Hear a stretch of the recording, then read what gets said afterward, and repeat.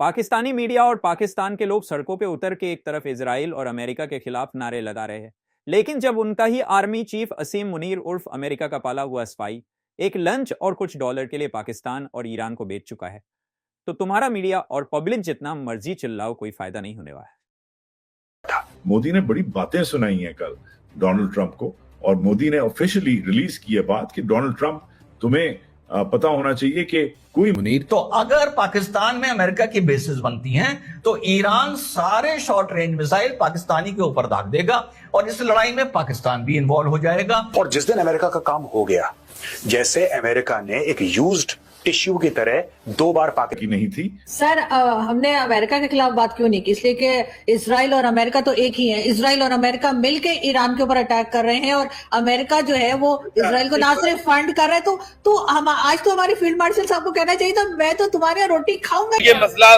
पाकिस्तान और ईरान या अमेरिका का नहीं है, ये उम्मत मुसलमान का मसला है। अच्छा, ईरान पे हमला समझ ले, पाकिस्तान पे हमला है। ये इसराइल ने जो हमला किया है ना, ठीक है, ये उसने ईरान पे नहीं पाकिस्तान पे किया है। तो फिर ऐसे अगर हम बातचीत कर रहे हैं तो कुछ ना कुछ लेन देन की बात होगी और फिर हम कहेंगे ठीक है जी, आप हमारी स्पेस यूज कर लीजिए, एयर स्पेस यूज कर लीजिए, या हमारे यहाँ कोई जगह ले लीजिए ड्रोन श्रोन के लिए। बच्चों वाली बात है मैडम। एक बात बताएं, अमेरिका के 25 अड्डे हैं ईरान उधर मिडिल ईस्ट के अंदर, 25 अड्डे हैं। अमेरिका की किस अरबी मुल्क के अंदर बेस नहीं है?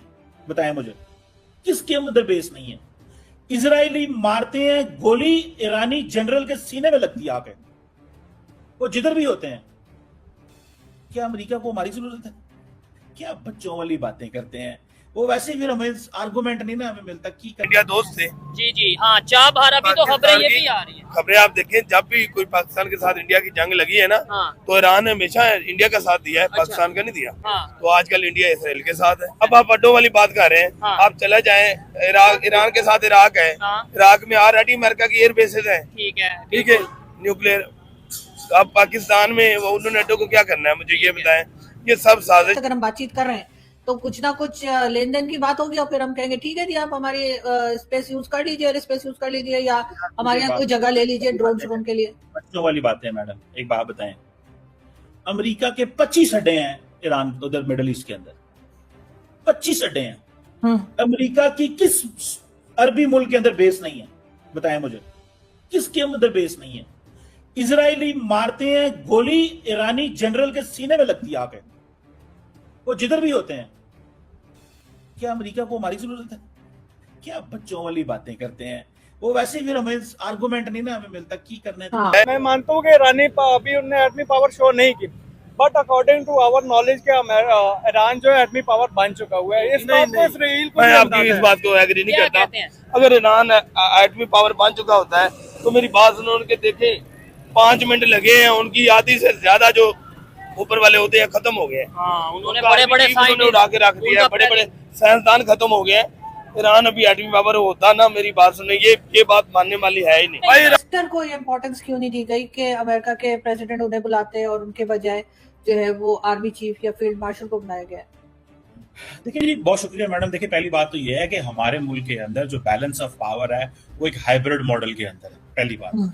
दूसरी बात ये है कि ये ही एक निजाम है जो यहाँ पे चलता है और दुनिया इसको रिकग्नाइज करती है, एक्सेप्ट करती है। तीसरी बात इसमें समझने वाली ये है कि जनरल आसिम मुनीर जो है, he is the most powerful man in this country. इसमें कोई दो राय तो नहीं है, he is the most powerful man.